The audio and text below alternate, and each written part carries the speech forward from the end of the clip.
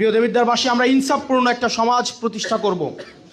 আমি বিশ্বাস করতে চাই এইখানের প্রত্যেকটা মানুষ গত 14 মাস আমি আল্লাহকে সাক্ষী রেখে বলতে পারবো, এক কাপ চায়ের টাকাও আমি দুর্নীতি করি নাই।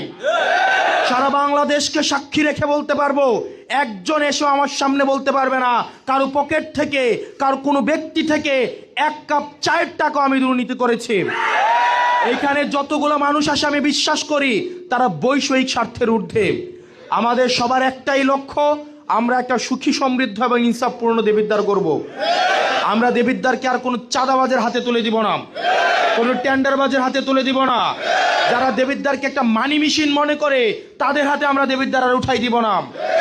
আমরা দেবিদ্বারকে শুধুমাত্র টেন্ডারের উপলক্ষ যারা মনে করে, যারা সরকারের পট পরিবর্তন হওয়ার পরে যাদেরকে গত 17 বছরে কোনো লড়াই সংগ্রামে দেখা যায় নাই, যাদেরকে কখনো কোনো মিছিলে দেখা যায় নাই, যারা বলে আওয়ামী লীগের সাথে আমাকে তাল মিলিয়ে চলতে হয়েছে, তাদের হাতে দেবিদ্বার তুলে দেওয়া হবে না।